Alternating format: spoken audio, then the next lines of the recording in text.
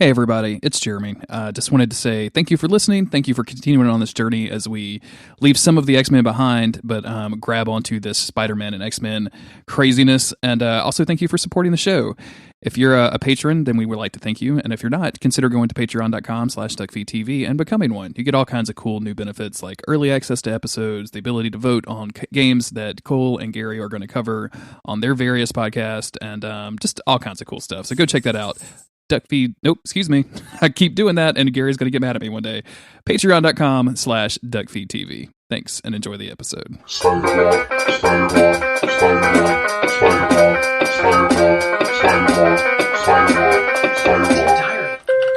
Dear Diary, I found a weird symbiote today. It came from the moon. And then I went and did Secret Wars. I'm Spider-Man. I'm Jeremy Greer. And I'm Gary Butterfield. And this is Days of Future Cast. This is a podcast where Gary and I cover pretty much all things Marvel, I guess would be the correct thing to say right now. So we, if you haven't been keeping up, we've wrapped up all of the X-Men animated series. We're still kind of grinding through some of these movies. Last episode you heard First Class, and we'll have another movie episode coming out pretty quick after this. But for now, we're going to be switching over to Spider-Man The Animated Series from 1994. And we're doing something kind of weird. We're doing a dip. Yeah, we're just sticking the tip of our toe in. Yeah, just a slip of the wick. Like we're taking just the crossover episodes because this is still officially X-Men animated series content that we're doing, kinda. And we're doing that. We're just kind of dipping in. I think that we both decided that we're going to eventually come back to this cartoon. Because it's pretty fun, and like as much as the part of me that's like partisan, the part of me that was a kid when I used to like get into like Nintendo versus Sega fights and stuff, hates this. Jeremy, I think this might be a better cartoon than the X-Men cartoon. That's a tough one for me, man. The art is kind of it's not like that better, like in terms of like I care about the stuff that's happening less, but those Secret Wars episodes that we're going to cover next episode, that was happening at the same time the X-Men cartoon. That was like 1998 or something like that. Like that was when the X-Men, or like it was pretty late 90s, I think. So that was when the X-Men cartoon was really kind of sucking, and it still like looks good and is still cogent. They're not doing like Spider-Man's fairy tale nonsense.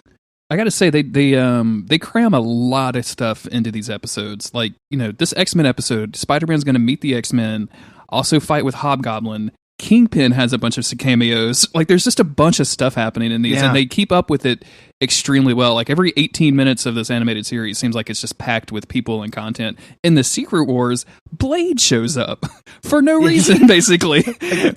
We got to camp out on that off-model Blade for a little while too. Oh yeah, well we'll spend some time on Blade.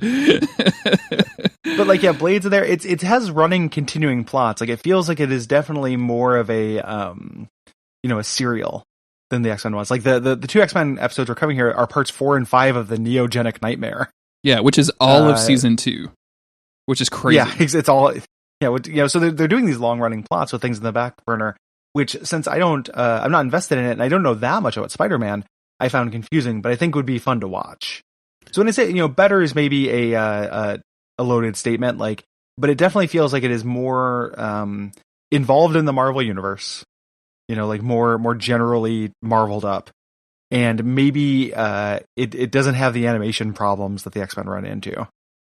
So it looks a little better at least. Yeah, although I will say that this was right in that early to late 90s era where they had just discovered CGI was a thing. So you get some of the the swinging. The chessboard, or like anytime Spider-Man is swinging through, CGI alley or something where you have to do like a 3D turn. Not a great place to be. That CGI alley is a bad place. But I mean, they mix them. Yeah. The mixing style is really strange to me. Like but I get it. Like this is the 90s. I remember seeing this kind of stuff as a kid and going, "Holy shit, this is the future!" Like I want to give me more of that 3D CGI. So yeah, give me money for nothing. Yeah, my chicks for free. Hell yeah! Come on, MTV. Gotta move these refrigerators. Yeah. Do you let's talk about before we dip our toes into Spider-Man at all. Like, what do you think about that Spider-Man? How do you feel about Peter Parker, the original Amazing Spider-Man? I've always been a big Spider-Man fan. Like when I was collecting X-Men comics, Spider-Man was right there.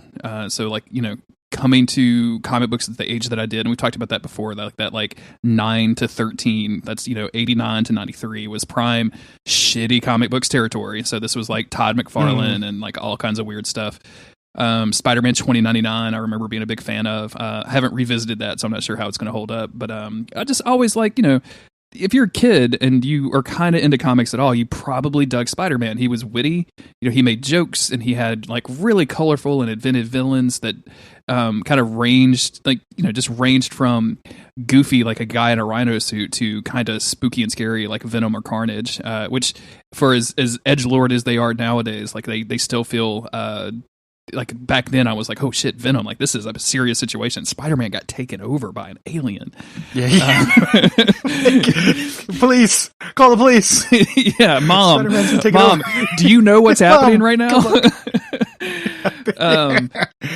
But as getting older, and most of my stuff with Spider-Man nowadays is pretty much I went through Ultimate Spider-Man when that was coming out because I liked Bendis. I didn't realize it at the time that I liked Bendis, but I liked Bendis stuff a whole lot, and like that Ultimate Spider-Man run felt very fresh and new, and I really liked having kind of a younger high school age Spider-Man. That kind of worked for me. That all that stuff was great, and then nowadays it's just the movies, which are so uneven and just range from great to bad that it's hard to even start with the movies. So yeah, I just want to say this out loud. Middle period.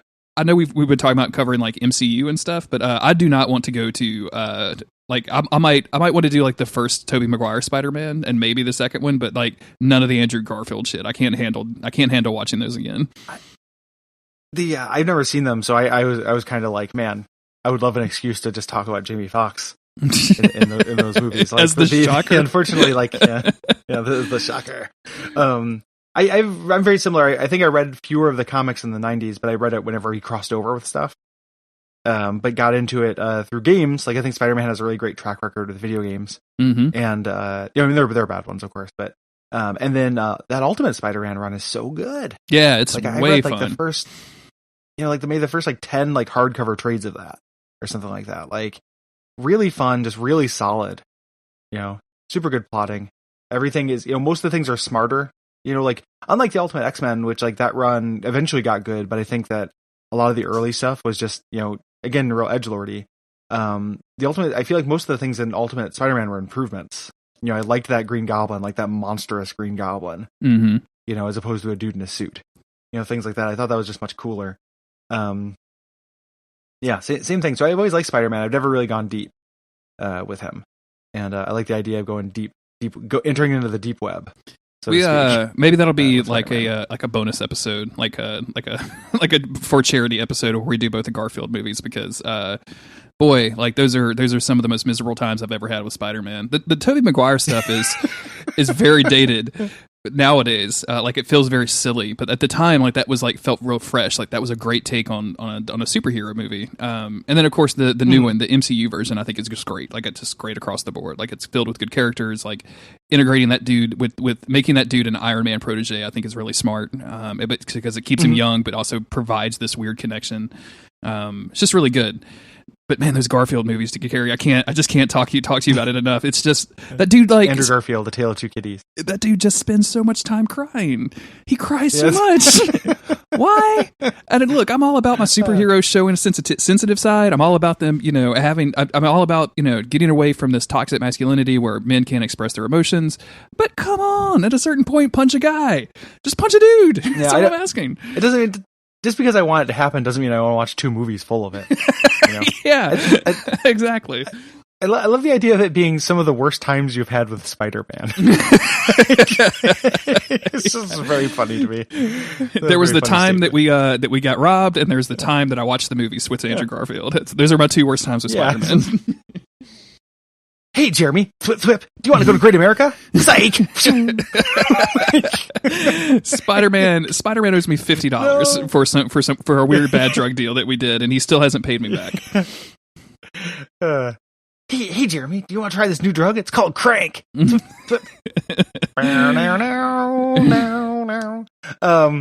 let's get into this, and we can further talk about Spider-Man and these different spider characters. Sure. As we go, I put some information in the show notes so that we have some general information about the show, and then we have kind of an overview of the plot. Like Gary mentioned, we're going to be like these 2 episodes are in season 2, so we're not starting from the beginning. We're not going to see him get bitten. So we're just going to assume that everybody knows stuff about Spider-Man already. But like eventually, I think going back here will be really interesting because I'm just kind of curious about like all of these connecting plots and how well that works together. So. Yeah, because it feels fairly ambitious. So this is Spider-Man 1994 series, also known as Spider-Man The Animated Series. It was based on the Marvel Comics, of course, ran on Fox Kids from November 19th, 1994 to January 31st, 1998, and ran reruns on the Jetix block on Toon Disney.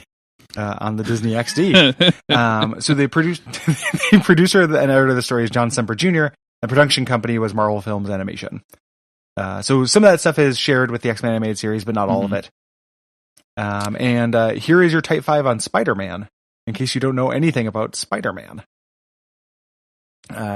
After being bitten by a radioactive spider, young Peter Parker finds that he has spider-like superpowers. Hoping to use his newfound abilities for wealth and fame, lets his ego blind him to the needs of others and indirectly causes the death of his Uncle Ben when he refuses to help a police officer catch a fleeing criminal. Humbled by his failure, he resolves to use his talents fighting crime and becomes the superhero Spider-Man. While he fights assorted supervillains, Peter must also balance his personal life, including his girlfriend Mary Jane, his job as a photographer at the Daily Bugle, and an editor who has convinced himself that Spider-Man is a criminal and has to be brought down. And for the kids at home, when we say his girlfriend Mary Jane, we're actually talking about a real person, not marijuana. So just to make sure that he's not, you don't think that he's just addicted to the pot or smoking the Mary Jane like a cigarette or anything. Hey, Jeremy, pass the Tucci on the left-hand side. You want to try weed? It's great. I'm flying high all day. Don't forget to vote. It'll never be legal if you don't vote. Spidey's a classical libertarian. Yeah. So Spidey probably has mixed feelings on legalization. I feel like. Well, I think Spidey would be in favor of decriminalization more than legalization. Can we at least agree there? Yeah. So Spidey's definitely a neolib. Like if he has an alignment, political alignment. Hey Gary, have you ever read Ayn Rand? Twip twip. Kamala Harris in 2020. Like this Spider-Man running down, just saying one thing and then flying away. Like we're not being mugged or anything in this scenario. He's just spreading the word. Hey Gary, did you know Republicans freed the slaves? Twip twip. What the? Hey, whoa! It's actually more complicated than Spider-Man. Maybe you should get some context. Spider-Man hates context. His ultimate villain is context. Yeah, the green context. Did you did you watch any of this as a kid? Like I remember watching X-Men as a kid, but I don't understand why I wouldn't have been watching this too. Like it started in 1994, which is a little bit like I still would have been down for watching this when I was 14 years old. Like what the fuck else was I doing on a Saturday morning? Like it only took me like 6 minutes to jerk off in the morning, so I had plenty of time. Yeah, this is when I discovered new techniques to double the time or something like that. Yeah, got it up to 3 minutes. Same, extremely same. Like I don't, watching this, I was like, I've seen scattered episodes of this, but when I was reading about it, I was like, none of this sounds familiar, and I just don't know why. Like I should have been really down for this, and it was at the time when I was like, this right now as we're doing this is my second most fertile spider time in my life. Oh wow! Like at the time, that doesn't sound most great. Fertile was in 1994. I was most susceptible to Spider-Man and his charms. The second most susceptible time, as I'm 37 in 2018. So luckily Spider-Man's getting me on the second pass. Yeah, this is and this was kind of a revelation as I was watching this. I was like, man, this is actually kind of good. Like, I'm actually kind of enjoying these episodes. It helps, obviously. Like, we go right into we're just skipping to an X-Men episode, so and it's an X-Men episode with all of the voice actors that we're used to, right? Like, so this is all of the cast that we're used to. It's all of the music that we're used to, except for one point where Rogue is kind of hitting on Spider-Man, and the music turns into this really cool version of the theme that I've never heard before that I want to get my hands on. But otherwise, like, it's it's just kind of fun. Like it drops us in to the. Do you want to get into it? Do we want to talk about the cast at all before we get into the actual plot? The cast is kind of weird, but we don't ever see any of these people that I have listed down. So I feel kind of weird about it. The biggest weird thing is that Ed Asner plays J. Jonah Jameson. Yeah, we gotta at least watch one of those. I need to go find one where it's J. Jonah Jameson, isn't it? Yeah. I love J. Jonah Jameson so much. Oh yeah, as a character in general. Like I am so extremely into J. Jonah Jameson. So he hates Spider-Man. He hates Spider-Man. He hates capes in general. That stuff that he did with Alias and Spider-Girl is so good. Like, yeah, I think that was actually in Pulse, maybe, but it was all very, very good. That was the Pulse, yeah, which was like less good than Alias, but still good. Mm-hmm. So we'll get right into it. We'll talk about the cast when they pop up because also Mark Hamill's in this. Really? Did I miss that in my research? Really? Yeah, I think that's the voice of Green Goblin or Hobgoblin here.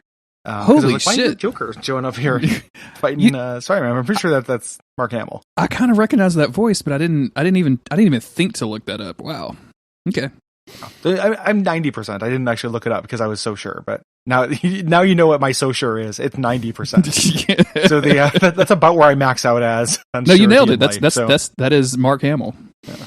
Yeah, and also the voice of the evil geneticist in this is John Arenicus from Baldur's Gate 2. So yeah, I wasn't going to pick that one up at all. Sorry, Gary. No, I know that's for the me's in the audience. I don't play your weird crunchy CRPGs, so. I know. Okay. Episode 43 is where we're starting. And here's a question people have is like, if we're going to go back to, so people who are going to be like, hey, if you guys are going to cover Spider-Man again, are you just going to skip these episodes in the future? Like, yeah. Yeah. Oh yeah, definitely. We'll just put a bookmark and say like, hey, we actually covered these a long time ago. Cause we didn't have a Spider Dad to, cats in the cradle, man, cats in the web, silver spoon. When he coming home, son, I don't know when. I'm selling drugs today. Flip.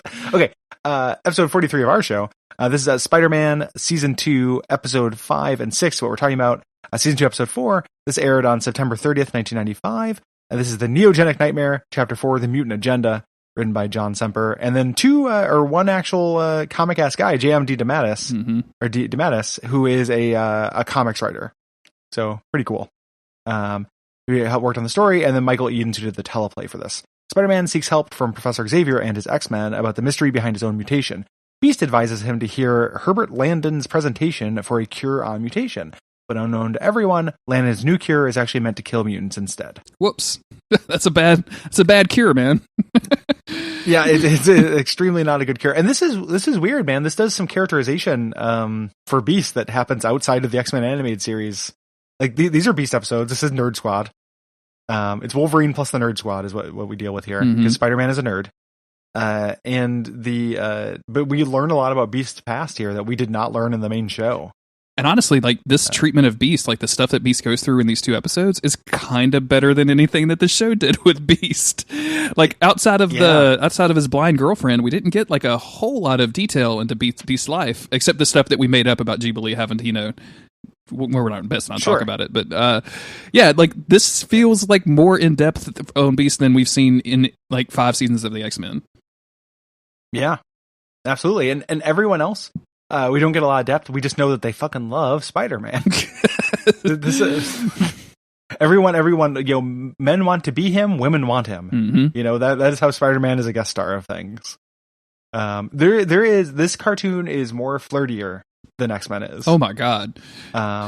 There's and it happens in the next thing. There's a Captain America Black Widow or Black Cat like ship thing that happens in this show. Oh yeah. In the next episode we're covering. That is so weird.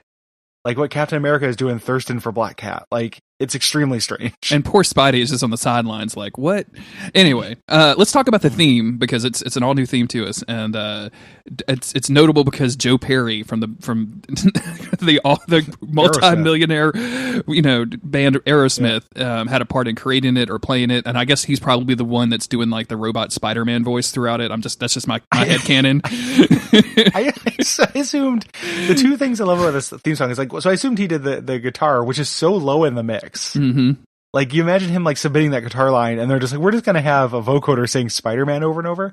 And then about 2/3 of the way through it, it switches to Spider Blood, but it sounds like he's saying Spider Blog. And it's like Spider-Man, Spider Blog, Spider Blog, Spider Blog. Like, I just like could not stop laughing thinking about the song being about his blog. You know, just like the end of Doogie Howser or something like that. Absolutely. Yeah, just shows a little Spider-Man typing into a thing. That actually happens in the Secret Wars episode. Like, that's a thing. So. Yeah, he does keep a spider blog.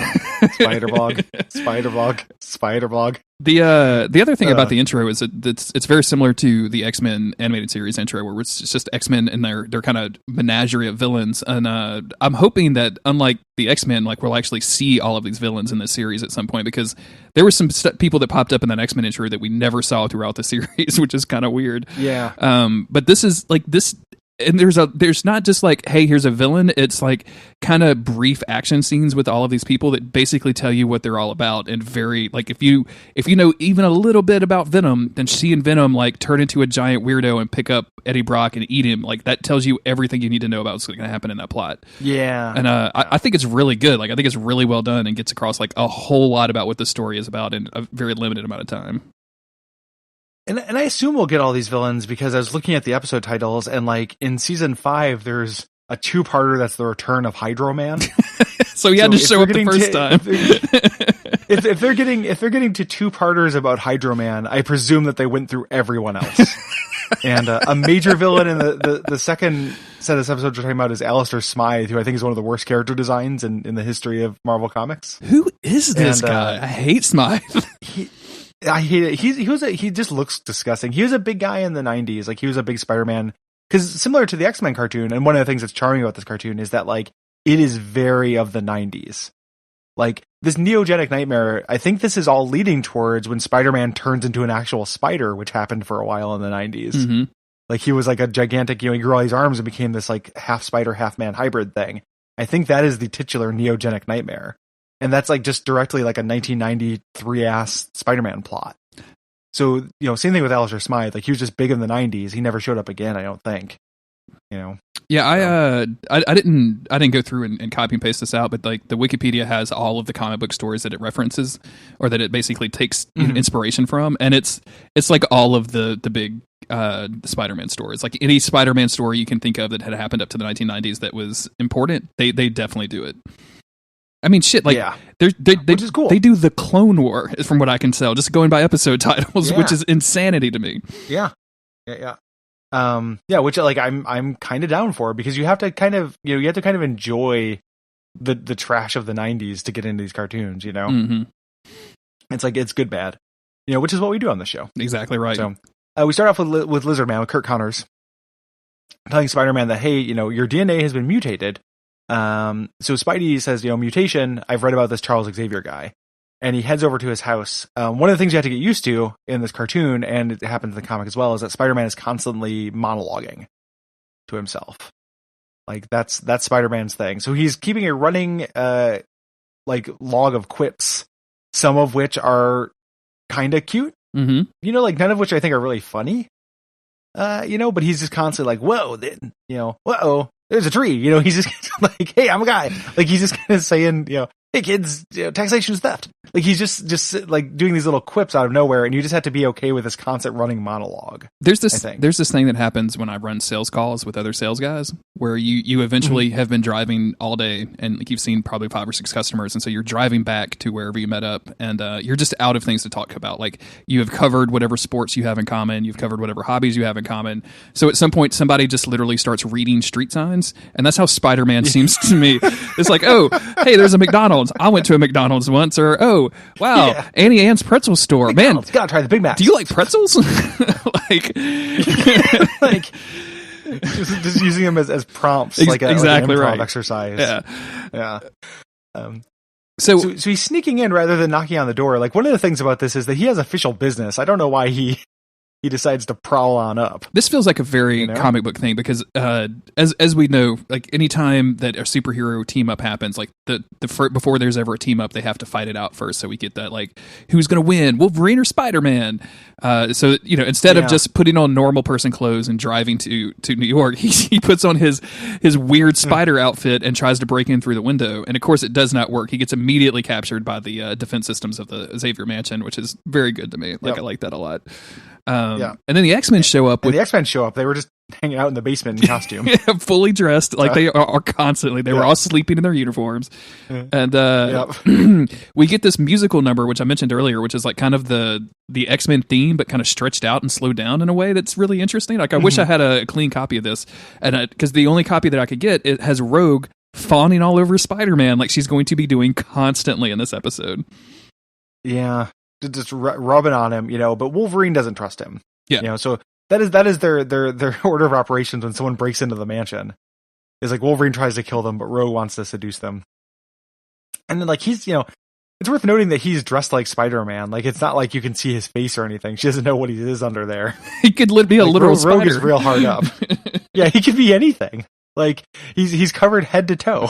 He's fairly muscular, I guess, but like everyone is muscular. So Spider-Man like literally just like flexes out of this metal arm, covers everyone with webs, and runs down the hallway. They try to escape him. There's a great Cyclops like blast off the webs with his beams. In a way that looks like he would definitely kill everyone involved, or at least knock them into the wall. And Spider-Man thinks he's escaped. He runs out. Into a door, and he actually has gone into the danger room. He doesn't think so. He thinks he got back outside. There. Gambit has been in there, and he left the programming onto its deadliest setting called Deadly Sentinels. So almost immediately, Sentinels show up, and it's kind of our classic like purple design. And just Spider-Man's holding his own, but not doing particularly great until the X-Men show up, and specifically Storm shows up and has to like announce that she's going to use lightning. And I actually kind of really like that Peter makes fun of her. And it's like, by the power of web shooters, make everything sticky. Just kind of aping her a little bit. It's really good. Yeah. It's an alpha move to immediately make fun of Storm. So like you can tell that Spider-Man's on the side of the audience here.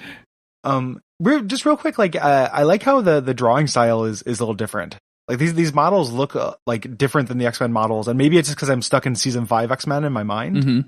But everyone looks a little bit better. Well, this was looks all drawn in house, right? Like this is the Marvel animation studio versus them farming it out overseas. So this was the first, and I think the only series that this company did. So that this everything does have a little bit of a difference to it. I'm not completely sold on the art style, to be honest with you. Like I don't know what it is, but there's something that kind of rubs me the wrong way with like Gambit looks too pale or something. I'm not sure what bothers me about it, but there's maybe I'm just used to the other characters though, so I'll just adjust over time.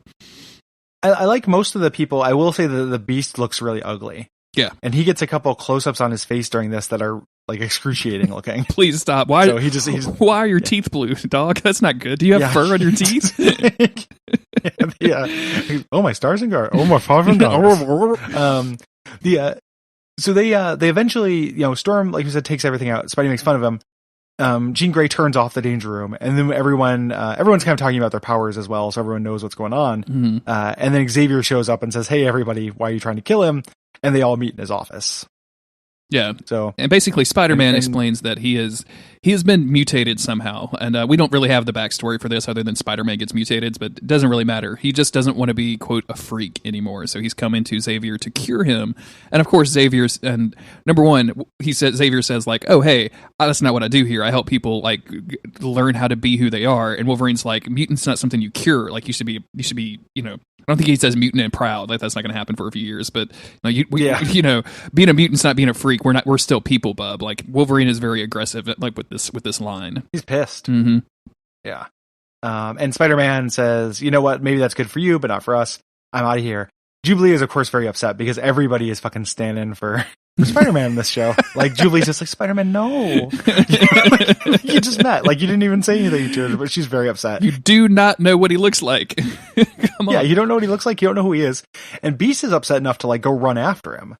And we get a little character development here with Beast and Wolverine, where Wolverine's like, "Hey, that guy's a freak," Wolverine didn't say that. He says that guy doesn't want to, accept his gifts and everything. Like, he's not one of us. And Beast is just like, no, like, I sense a kindred spirit. I have not always been proud. I'm going to go off and help him. Mm-hmm. And he does it by quoting a poet. Yeah. Because it's Beast Beast. is on brand. I love that Other they brought than when this Beast over. is on brand during the sword, and the sword moon base when he's always on brand. When he's on literal brand, you mean? Yes. Yeah. Yeah. So at some point we cut over to this like random dude who we're going to later find out is Landon. Mm-hmm. And then he's bringing some money to Hobgoblin. Basically, what's happening is Landon is betraying the Kingpin by like building this thing in secret, which we're going to find out about at the end of the next episode. And Hobgoblin knows about it. So Hobgoblin flying around on this jetpack thing and being dressed up like Hobgoblin is like blackmailing people for money, which seems like the least interesting thing you could do with a jetpack and a big green mask, right? Hobgoblin is such a goofy villain in general. Oh man, that he does this. The explosion that he causes in that warehouse is enough to create like this huge, like, it's not like quite a mushroom cloud, but it looks like it took out like half the city. They show it in like, they zoom out and it's this huge explosion in the city, and then you come back and it's fine and Hobgoblin's fine. Mm-hmm. But Kingpin, of course, has been watching. Kingpin calls him and says like, "Hey, you're not thinking about betraying me, are you?" And he's like, "You're spying on me." And he's like, "Well, I always keep an eye on my people. Are you going to be ready with that army of super mutants?" And it's like, "Oh wait, okay, we just heard about that." And Landon more or less sasses him, sasses him back. Now, Kingpin has a little sidekick here, who I think is the guy who creates the Spider Slayers, eventually, which are like just robots that Spider-Man fights. Oh, see, I thought this was like an real early Spider-Man version of Smythe. Like, I thought this was like before he gets I think it is. I think Okay. it is Smythe before he gets his shoulder arms. Yeah, before he gets his weird claw things. Yeah. But yeah, he was just a normal guy at first and was Kingpin's toady. Mm-hmm. So Landon shows up. He shows up with his lady here, meets his assistant, who's going to become important eventually. Yeah. And heads into his base there.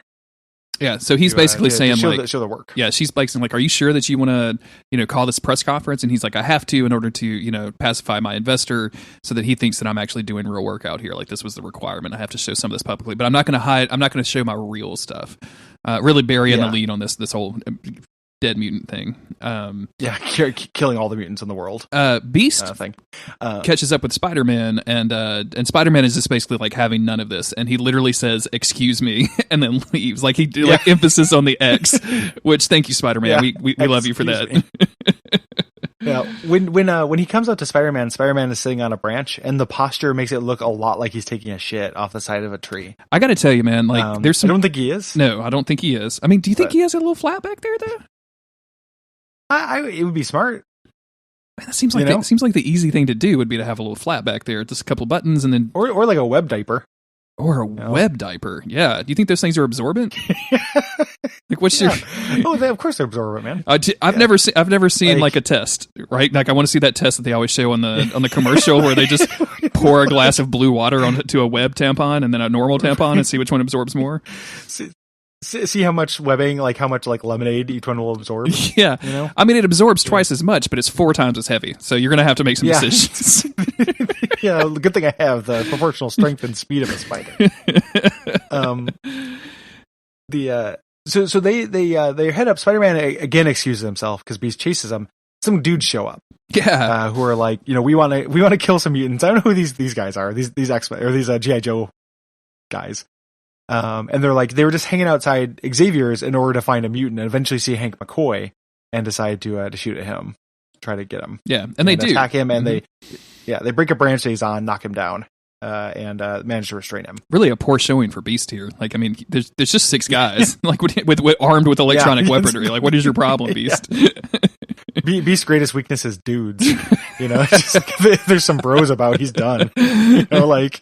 I'm sorry, Professor Xavier. The hostage is being held in a frat boy house. I can't go in. I cannot go enter the fraternity.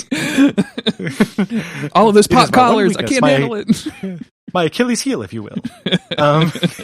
So, It's my Achilles Aeropostale. Please help. So they capture him. Spider-Man goes home to check on MJ and creep on her a little bit. Yeah, because he's basically saying like, yeah. how can I be with this woman when I'm already a freak? Like he's really leaning into this I am no longer human thing, despite looking like a normal dude and also still having his normal spider powers. So nothing's actually like changed with him yet. He's just kind of worried about it. Yeah, which would have been a cool thing for this episode to actually deal with a little bit more. Mm-hmm. Because he just went to the X-Men's house where he's talking to Beast, who can't turn off his powers and look normal. Like this in the world of superpowers, like Spider-Man is immensely privileged. He can pass, so to speak. So the show only kind of deals with that a little bit with Beast's whole thing of Beast like turning, choosing to love who he is. But the whole idea of Spider-Man going into their house and literally being like, I'm a total freak to somebody like Rogue who can't, touch people. Who cannot That's touch never people. really Rogue never gets mad at him or anything, which would make a lot of sense, I think.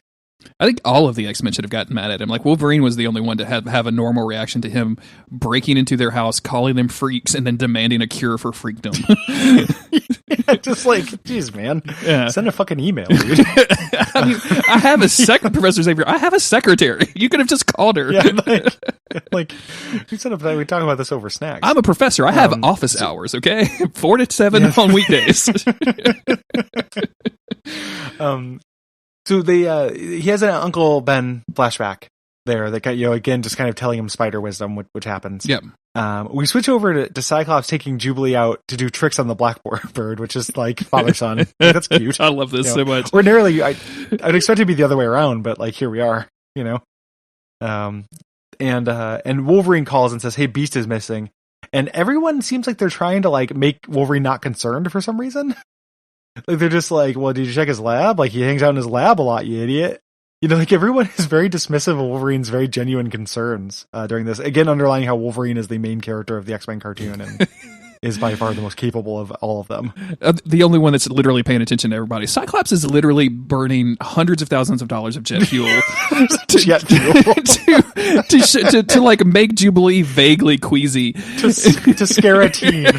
And Wolverine calls in, "Where's your best friend for the last 40 years, Cyclops?" "I don't know, man. Haven't seen him in days. Who gives a fuck?" You look at Xavier's budget, and it's like food $200, rent $10,000, jet fuel to scare Jubilee $40 billion. Please help me, my family is dying. Just scaring teens, and nobody's there for it. But Wolverine is persistent, and he tracks him down. He sniffs him, gets his trail. And we get this scene between Jean and Wolverine too, where Wolverine is like, Beast was okay. He was, and Jean's like, no, he actually Beast, he puts on a strong face, but he really hides his pain from you on normal days. You of all people should know that. Like, giving us this deep look into Beast that I don't really think that we've gotten in the X-Men animated series so much. Yeah. But yeah, he goes out and like literally smells the ground where Beast was, which kind of cracks me up a little bit. Like they show him fully leaning down. Like he could smell infrared standing up, but to get Beast scent, he has to lean all the way to the ground. He has to like literally stick his nose in the dirt. And he smells Spider-Man and Beast and a bunch of dudes that he doesn't know.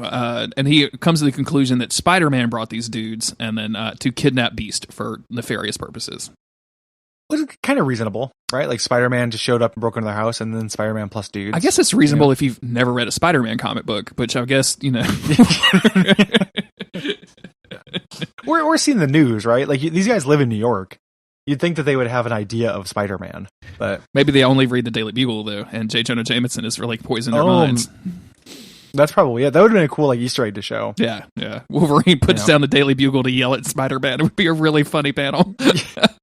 Or he found Beast scent by finding all the newspapers on the ground splayed across the floor in Beast Lab. And they're all the Daily Bugle. And then he just looks up a little bit and sees like Spider-Man as a menace next to the Beast stain. Next to the giant cushion that he uses as a bed. I'm sorry, Beast. We love you. Yeah, in the litter box. In the litter box.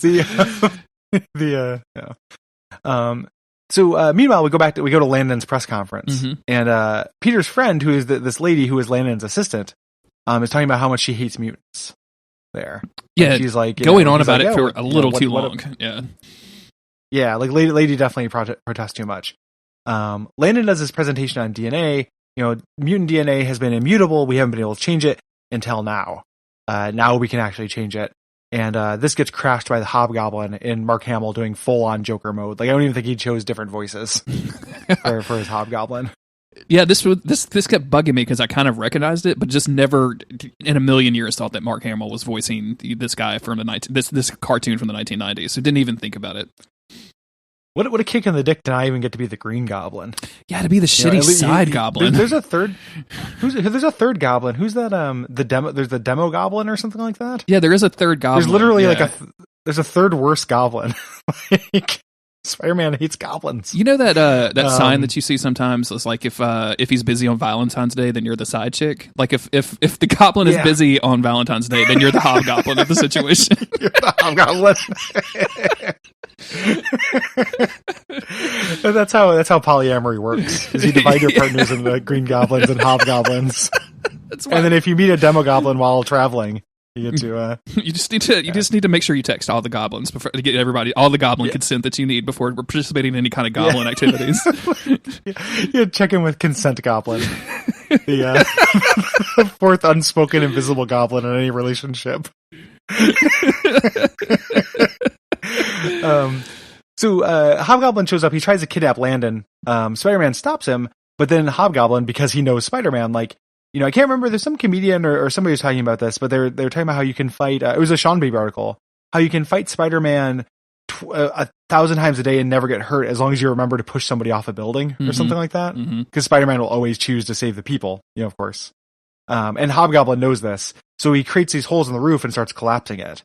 And Spider-Man has to go and patch it up with his webs and try to hold it up. And that's failing. Like he's not doing a good job. Yeah. It's not working when it starts to fail. Like this weird white light comes out of nowhere, and it's held up long enough for everybody to leave and for Spider-Man to leave. And that's not really explained in this episode. We just know that something happens, which is kind of weird. Also, Gary, if you're the Hobgoblin, just to get you back to this for a minute, how many like pumpkin bombs you carrying around on a daily basis? You think is that like a max stack of 20 that you've got in there, but you've got another 99 in your bottomless box back in the Hunter's Dream, or what are you? How many I guess pumpkin bombs can you hold? I don't know all about the different goblins that Spider-Man fights, but this one also shoots beams.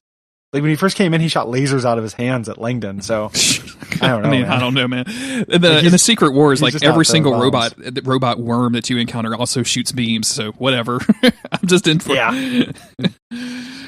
If you like beams, you will like this cartoon as well. If you came here because you followed the IMDb tag for beams from X-Men to Spider-Man, you're still into this. I'm gonna go add that to the metadata for this podcast. I'll be right back.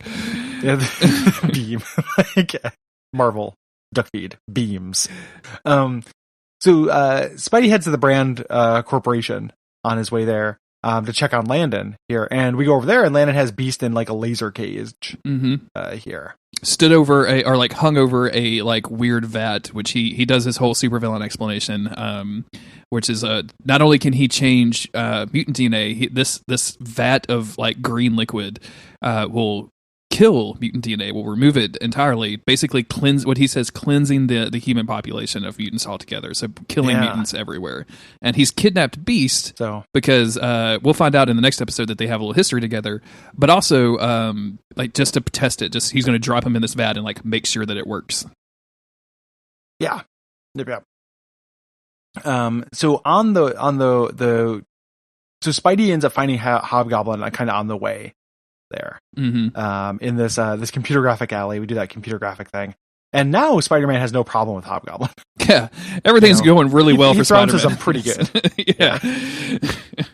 Unfortunately, pretty inconsistent. Unfortunately, Wolverine shows up to mix this all up, and I remember reading a lot of comic books in the 90s with Wolverine and Spider-Man, and how they had this kind of like hate you love you relationship, like we're reluctantly teaming up together because they had different styles. Like obviously Peter Parker's not going to murder anybody, and Wolverine is not going to murder anybody that is not a cyborg or something. And it's like I like Wolverine and Spider-Man a lot. Like the gruff exterior, like the gruff dude with the young pipsqueak or whatever is really fun. Like I know more than you do about this kid. Yeah. You know, he's the idealist and versus the grizzled veteran. It's a classic buddy cop. Yeah, we got kind of set up. It's a real another 48 hours is what I'm saying. Yeah. While Wolverine another 48 powers. Another 48 powers is really good. Yeah. Wolverine is distracts Spider-Man away from Hobgoblin and letting Hobgoblin go free, who probably is like, oh yeah, these two heroes are fighting one another. I'm going to drop some of my pumpkin bombs on them, and that just basically takes us right to a to be continued screen. Yeah, which is kind of weird to be continued on that, which is not the central premise of the episode. You'd think you'd to be continued on Beast almost dying or something like that, but it's fine.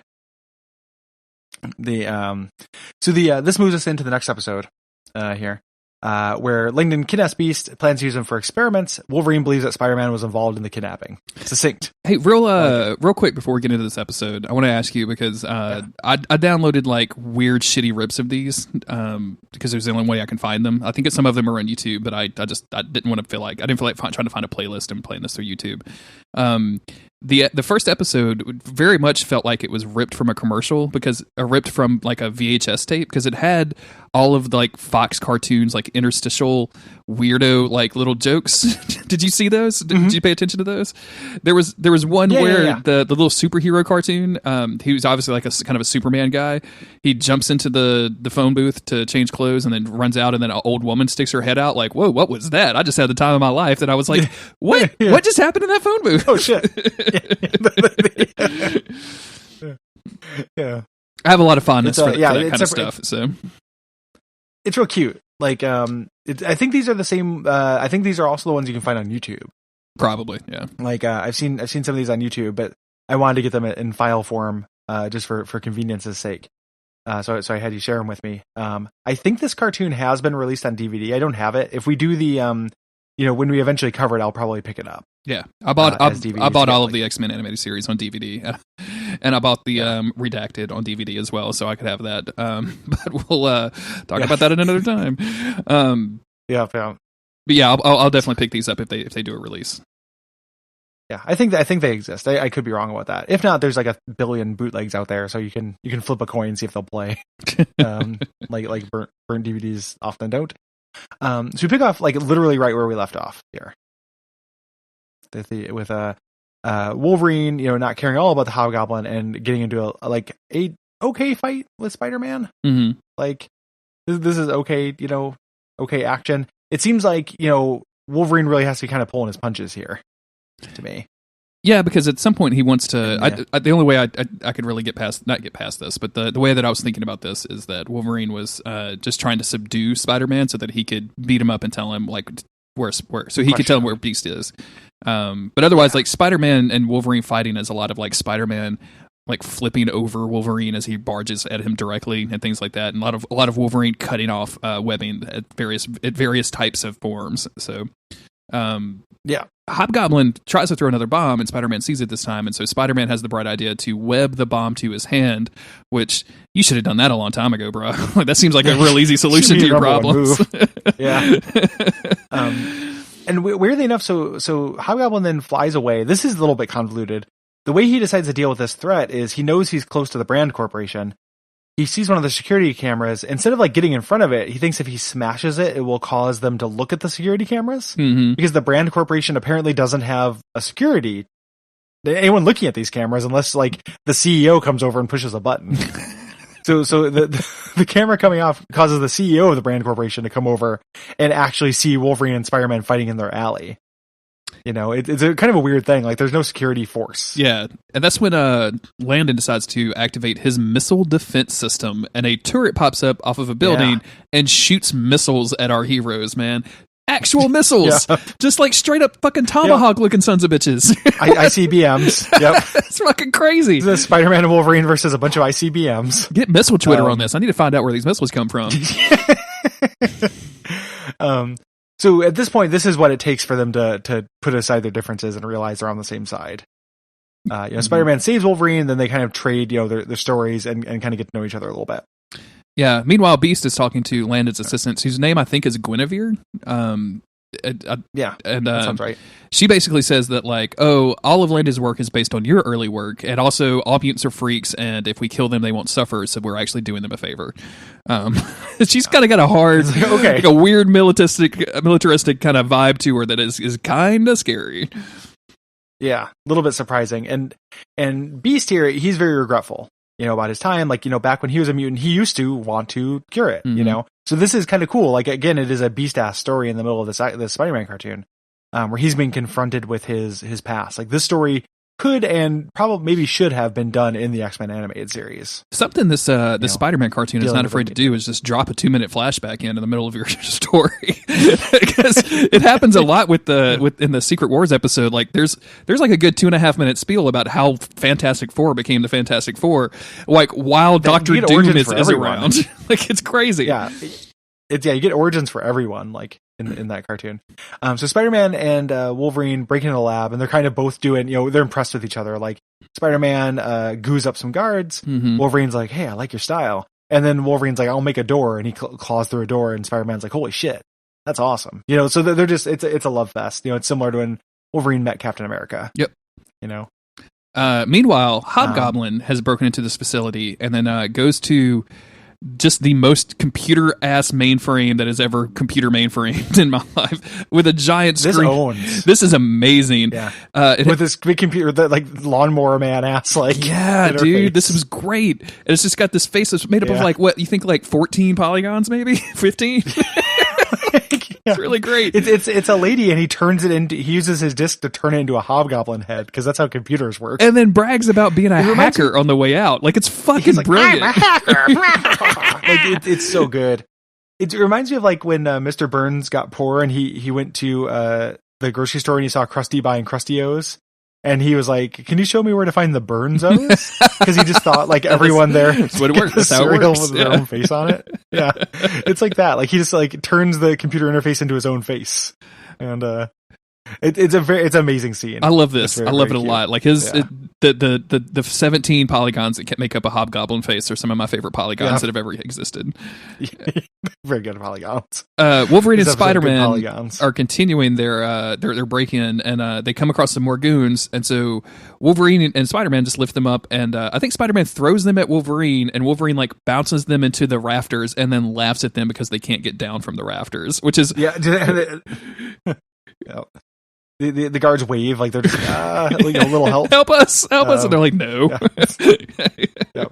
Which seems very like not superhero, but I was just thinking like, what would I do if I was in a rafter? I'd then be pretty much fucked, I mean, assuming that I couldn't get my way out of a rafter. At least they didn't give them energy beams or some kind, so they could just shoot from the rafters. Like that would have been a bad situation. Yeah. But yeah, I mean, otherwise, if you just put a normal ass dude in a rafter, like he's not going to be able to do much. Yeah, rafters are kind of the weakness of all of us. I never think about that. I'm always scared of like heart disease or cancer or getting hit by a car, but like I should really be scared of rafters. Velociraptors. Yeah, rafters and velociraptors are the ones you need to worry about. Yeah. My Lafayette office has a storage area that's above the main, like it's a warehouse with an office section on the inside, and above the office section is like just open air that we store stuff in, and it has the most rickety ass ladder leading up to it, and every once in a while I have to go up there to try to find a file, and it's just the most terrifying thing ever, and I'm just surrounded by rafters, and I hate it. Yeah, I'm very scared of like walking on shaky ground like that. Like in an attic or something like that. You ever been in one of those attics where you have to walk, like step between the support beams? Oh, I'll do you one better. I have stepped through the ceiling while doing that. When I was like, oh really? Oh yeah. When I was 13 or 14, my stepdad had a sheet metal and air conditioning shop, so I spent a lot of time. Like that's how I got my comic book Monday. I would work all day and get paid under the table cash, which explains a lot about why all the tax problems my stepdad had later in life. But we're not going to get into that. So I would spend a lot of time like going into attics and installing ducts and air conditioning stuff and all that stuff. So yeah, like 14-year-old Jeremy definitely like missed a support beam and just stuck his foot directly through somebody's ceiling and was like, sorry, I don't really know what to do. Can somebody help me? My leg is just dangling here. What do? I'm just really terrifying. I would pay it's not a significant, but I'd pay a pretty good amount of money. Like I'd spend some video game money on a picture of Jeremy, like 14-year-old Jeremy's leg just sticking out of the ceiling somewhere and like waving around. And I would too. Get on it, paparazzi, in case any of those photos are out there. Yeah, absolutely. Make yourself a quick $70 or something like that. So they break into the lab. They fight the goons. They do the rafters. Landon is starting his experiment. Wolverine and Spider-Man get chased into a closet. Wolverine claws his way out. The goons show up with bazookas. They're really bringing the heavy ordnance against just a couple guys here. You don't think they could have put the bazooka guys just watching a camera? Like any of these guys should have been watching a camera. You guys could have solved this problem. A little bit of cross training goes a long way. Stretch your employment dollars. You're already paying a flat amount in taxes. If you have to give them a raise, that's less than the overhead, guys. Charles, I need you to watch the camera. Look, I'm the bazooka guy, okay? I'm bazooka. That's all I do around here, all right? You need a bazooka guy? I'm your guy. Yeah, but 1% other duties is assigned means we can make you watch the camera as well. So Spider-Man gets flattened by a door. He pushes the door on him. One of my favorite things that happens here, though, is Wolverine. After they deal with that, Wolverine sees Beast up in his cage. Wolverine, like, without jumping or moving his body, just kind of floats into the cage. Like, they don't animate the character.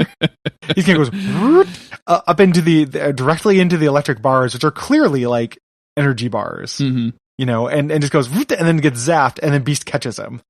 It happens in like just a couple frames, and it's so good. It's very funny. It's very bad. And somehow like the process of moving without being animated knocks Wolverine out. So he's kind of incapacitated for a little while. Which puts Beast holding onto Wolverine above this vat. For some reason, this vat of mutant gene killing solution has to be like activated and charged up for some reason, because Landon's like doing a lot of work and hitting a lot of dials and saying, I need more time and that kind of thing, which is really weird to me. There's a lever that makes it deadly. There's an on switch to the liquid. Good job, Landon. The liquid has been activated. It's like artisanal water. So Spider-Man saves them. They're both gonna get dunked in there, but Spider-Man rips off the knob so they can stop them. And Hobgoblin actually shows up. And what's one of the things that I like about this show is that they're like, and I think that one of the things that'll probably do fairly well throughout the series, if these episodes are any indication, is have these kind of triangular conflicts where like the two villains are not necessarily on each other's side either. Like Hobgoblin's not an ally with the Kingpin, but he's definitely not an ally with Langdon. Like there are multiple forces that kind of have different motivations. It's not just good versus evil. Yeah. Even when it's explicitly good versus evil when we get to Secret Wars. And like at this point we do get that flash to Kingpin, who basically has a spy in Landon's organization and tells him like, okay, well, now that I know I can't get my super mutants and that this whole thing was just to kill a bunch of mutants, like you guys get out of there. Like I'm canceling all my money and you guys come home. And they're like, all right, sir. So like all of his security force leaves, which is really great and like a really cool thing for Kingpin to be. Like that's a pretty rad-ass thing to do. So Hobgoblin shoots the thing holding the cage up. Spider-Man jumps up and holds onto it. During this fight, like he doesn't do it on purpose. Like Landon and Hobgoblin are just fighting amongst themselves. Wolverine wakes up. Hobgoblin's flying around doing his Mark Hamill thing, and he has a real relatable problem here, similar to us being stuck by rafters. I love this so much, Gary. This may be one of my favorite parts of this episode. It's really, really good. He's showing off his data disk where he downloaded his Polygon face. Yes. Like he's just like, nah, I've got the data, and he gets stuck in a guardrail. Yeah, his little, like, what do you call his thing? Like, I know that is it like a goblin flyer? Pumpkin glider. Yeah, pumpkin glider? Okay. They usually call it pumpkin glider. I could get that pumpkin glider latte this fall over at Starbucks. I'm looking forward to that. I guess it could be a goblin glider too. Yeah. Glider is definitely the word, I think. It's pumpkin, ferret, and latte. That's what this is. Yeah. But he just lays flying up and it hits a guardrail and he flips over it and it gets stuck between him and he can't get it out. Yeah. He throws a little fit. He has to like spend some time doing it. Like he's over there like trying to shake it loose and shit. That's so fucking great. Like relatable supervillain problems, man. Like, oh my God, I ran out of my pumpkin bombs. I only brought 10 with me today. So he's downloaded all the data. He's threatening to blow it up. Like when Landon comes back up. Yeah, and eventually he gets loose, and as Landon is like approaching him, so Hobgoblin grabs him and like throws him into the goo that he's been trying to drop Beast and Wolverine into this whole time. He doesn't throw him into it. He's falling. Landon is falling, and then he Hobgoblin drops the data disk, and Landon sacrifices himself to try to catch the data disk, and then falls in. Okay, yeah, my bad. Yeah. I missed a step. So the action is really confusing here. Then Hobgoblin does his signature move by throwing a bunch of pumpkin bombs at the ceiling and making a hole and getting out. And he literally just waves goodbye. Like, later. It's very funny. Who needs a window, fuckers? Yep. Way out. So Landon's in the goo. Yep. Spider-Man starts shaking them back and forth so they can, the cage will not be over the goo. Yeah. And eventually knocks it off. It's like the beginning of Out of This World. Mm-hmm. Mm-hmm. And as they knock over the cage, Wolverine is of course free. Beast, the cage like opens, like the energy door opens, which I find really weird, but whatever. Beast gets out, and there's this scene where Beast and Wolverine are walking side by side, and Wolverine is just, I don't know if they think that Beast should be hunched over because he's like a dog or something, but like Wolverine is towering over this dude, and like Wolverine is 5'2", Beast is enormous. What are y'all doing? It just doesn't make a lot of sense. They make him shorter, and they don't just make him kind of shorter. They make him like a foot shorter. Yeah. Like it shows them walking and he's a little bit shorter, or it shoys them standing next to each other. And then when they start walking, Beast is at least 1 foot shorter. So imagine all the time you've ever thought about Hank McCoy the Beast, and imagine him at 4'2", and see what kind of intimidating superhero he is then.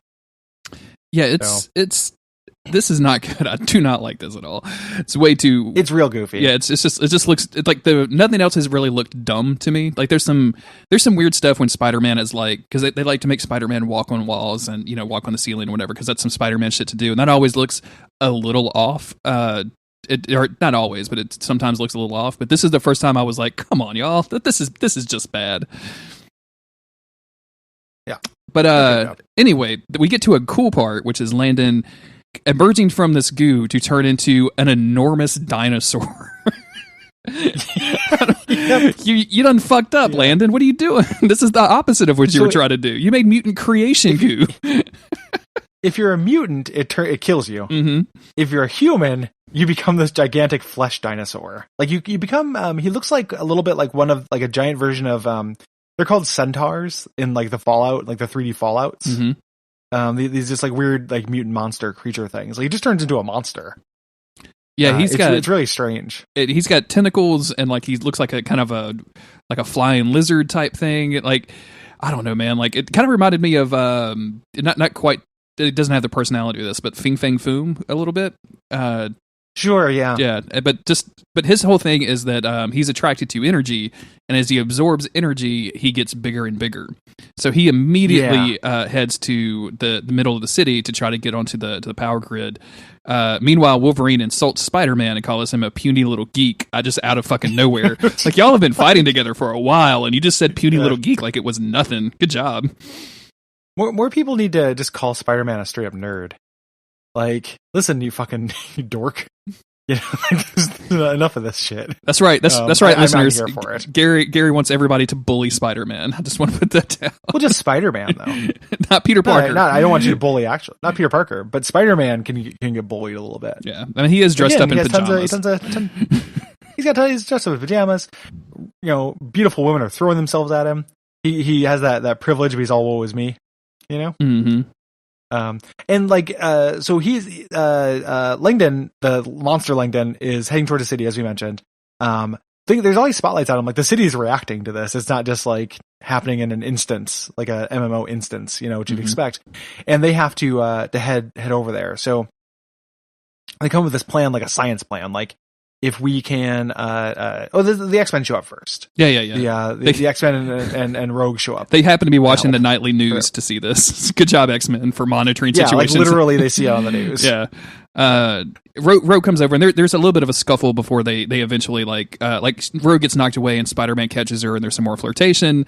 And then eventually Spider-Man and Beast get together and just figure out that they're going to have to use some sort of beam in order to like stop him from growing and also like attach him to the Blackbird. And at one point, as they're implementing this plan, Spider-Man says that they need to tune the frequency to 87 microfarads, which just makes me think that there's just little tiny rat monsters and there's just 87 of them in a wheel just spinning their asses off, man. And I am here for microfarads. like just little 2-inch like micro machines, but ferrets. You know what I'm saying? Little sentient spirits. The ferret day cage, man. The ferret day cage.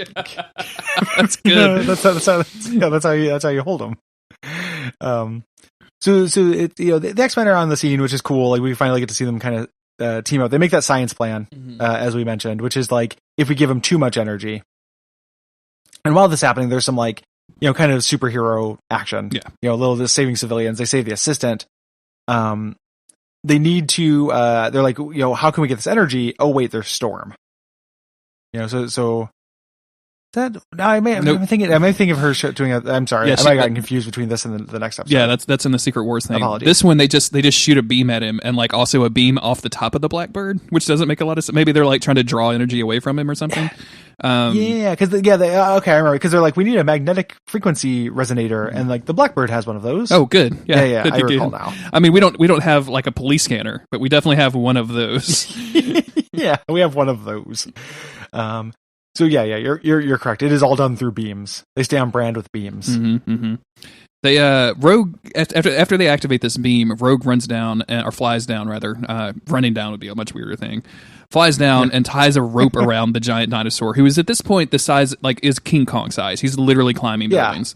And he's climbing the building. He's holding the assistant, which they haven't freed yet. I think I got out of order there a little bit. So it's very much a King Kong kind of homage. Yeah, and they do free the assistant here. Like somebody hits the monster, and like the assistant gets dropped. It's Gambit. It's a Gambit. Gambit actually. Oh yeah, Gambit does something. I forgot. There's an amazing scene. He says something like, Ace is wild, and he throws the cards. He catches her, and then on the security camera that Beast is watching in the Blackbird, they just walk around. He walks away with his arm around her, like they're just gonna go have a date. Yeah. You want to go get some coffee after this? Yeah. Yeah. It literally looks like he just went into another series to start macking. Like, very good. Gambit knows that danger make the pussy wet. Yeah. Yeah. So yeah, but she hates mutants, as we'll get to. So they're carrying the monster. They tie a rope around it while they're hitting it with the beam, but it's too heavy, and the Blackbird's gonna fall. Yeah. They're gonna crush Gambit and his new girlfriend on their date.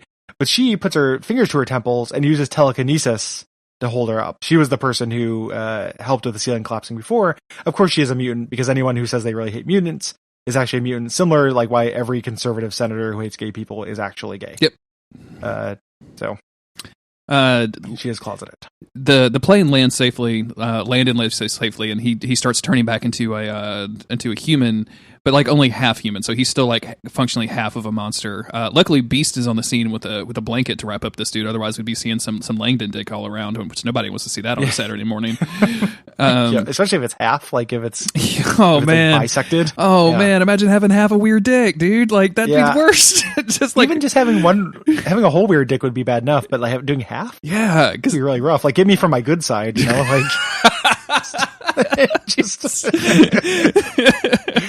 Just sending dick pics from your right side. Yeah, just in profile. Listen, you're sending me a bunch of dick pics, and that sucks, and it's harassment. But it has made me curious. Why do you only show one side? And then just like, you must never know my secret. Oh man, I do not like that. Wolverine then gives like a speech to Spider-Man, basically saying like, "Hey, you need to remember that you have friends, and that you can." You have friends that will help you all the time as long as you tell them about your problems, which is like also just basically like subtweeting Beast at this point, which Beast is like, thank you, my friend. Thank you for subtweeting me in this way. Yeah. I appreciate it. And as they're leaving, they all decide to be friends, including all of the X-Men saying one very happy thing or one really nice thing about Spider-Man, like a support group.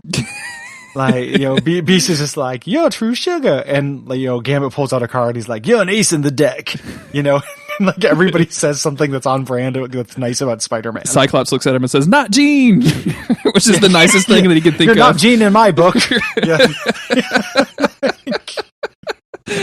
Jean just stands right there and she like looks over at him and that's it. Like, The X-Men leave, and Spider-Man, having heard the speech from Wolverine about needing to lean on the support of his friends, gets smacked in the face with a newspaper. And sees this picture of this chick. I don't know who she is. I don't remember her name at all. But it's some scientist. So he decides to go see her and talk to her about her mutation. And she has only a few days left before she goes to Africa to research other mutations or something. I don't know. That's obviously setting it up for the rest of the series, which we're not going to cover, so we don't really care about it that much. Yep, the rest of the mutagenic nightmare. So, yeah. And that's our little X-Men cameo. The next one that is considered a crossover that we're going to be covering next episode is really just Storm. Yeah. So and out of all the heroes they bring, they give her the least to do. Yeah. She spends most of her time interfacing with a group of rebels that we don't actually meet. And so. And it's fun too because she also uses the power of electricity to charge up things. Because yes, because at one point Peter Parker says like, "Oh yeah, you can control the elements like electricity," and I'm like, "Okay, sure." I mean, no shit. Yeah. Okay. She's barely in it, but we're still going to talk about it. Yeah, because I watched it and I was like, well, I thought this was going to be a little bit more in depth because especially with Secret Wars, like I thought we might see some Colossus action in there since that was kind of pretty heavy in that original Secret Wars thing. But no, it's pretty much a Storm, and but I liked it so much, I think we should just still like cover it just because Storm is there and it gives us a good round season, like gives us good 5 episodes. I like these two quite a bit, Gary. Like we goofed on them a little bit, but some solid Beast character development, some really fun moments. Like the action's kind of goofy and fun. I don't like the music as much when they get into it, but throughout this episode, every time the X-Men were fighting, it was the X-Men theme song, which got me hyped. So I was kind of into that. Yeah, which is very cool, and it's a tidy little story. Like I think that some of the one of the ways the actual story that is told is very cogent and like good by animated Marvel standards. The actual individual action scenes were not as impressive to me as the X-Men action scenes tend to be, and that actually remains true even in the other episodes we're going to cover. You know, like I think that this is maybe whoever their director was, like their cinematographer, was not as good as like action, not as good as at that as the X-Men guy is. But the actual plotting is good, and the character work is all like pretty consistent. You know, there were less like just like banging my forehead, like why the fuck is this person doing this moments. You know, everything made a lot more sense. It felt like, and it's a like cute little story, like you said, good character development for Beast and for Wolverine. And the cameos, as much as they're all like kind of one note, were still fun. Yeah, I mean, imagine Beast, Gambit was acting like Gambit. This was 18 minutes, and we had the entire X-Men team. We had Spider-Man, Hobgoblin, Kingpin, and like another villain, like a monster of the week guy, right? Like just a normal, like some weird geneticist dude that we don't really ever see again. Like that's a pretty hefty cast of characters for basically 36 minutes of television that all work very well. Like everybody kind of got just enough time in the limelight to work out. So I'm actually pretty impressed by the writing on this. Yeah, me too. I'm looking forward to covering more of it. I agree with that completely. And it's just it ends with a gigantic monster like climbing up the side of a building in New York with a lady, getting hit with beams and stuff. Like it seems like it's going to be bigger and dumber than the X-Men is, and the X-Men got pretty big and dumb. But like this is it's when I say it's more in like the Marvel Playhouse, like that's kind of fun. That's more kind of classic big Marvel. Like Spider-Man was the first comic to kind of like take Marvel and scale it back and make it about relatable problems. The X-Men did that a lot, and part of it is because the central metaphor is so serious. So Spider-Man is like one step closer to just Silver Age goofiness than the X-Men are. Yeah. And I'm there for that goofiness. And that is huge in the Secret Wars, obviously, because that's based on a very famous 80s storyline that is one of the biggest and goofiest things that the comics has ever done. So and you'll hear that to getting into that in 2 weeks on our next episode. Until then, if you want to support the podcast, the best way to do so is at Duckfeed.tv/Patreon, which I hope is a real URL now because I keep messing it up and saying it that way. If it's not a real URL, if you're getting a 404 on that, just go to patreon.com/DuckFeedTV, where you can pledge a couple of bucks a month and directly support the network and let us do more new shows and more new hashtag content for you. And yeah, iTunes reviews are always very helpful, and telling your friends about the show. Like if you know some X-Men friends out there, go tell them about the show, and they've got 40-something episodes of X-Men bullshit to get through, so definitely do that. Yeah, absolutely. And we really do appreciate it. Ratings, reviews, all that stuff, everything you can do to support the show. The reaction has been really positive, and it's great. We really do appreciate it, and we're looking forward to you guys sticking with us as we move away from out of our wheelhouse into a different thing that we will then become our wheelhouse. Yes. Our wheelhouse contains multitude. My father's house contains many wheelhouses. Okay, we could not. You got there. Is there a wheelhouse of leaves joke to be made somewhere in there? Is it probably Sure. like this wheelhouse has many hallways and they loop back on each other and But you all guys, that jazz. you guys aren't here for puns. You're here for podcast. So until next time, we will thank you for listening, and we'll see you next week.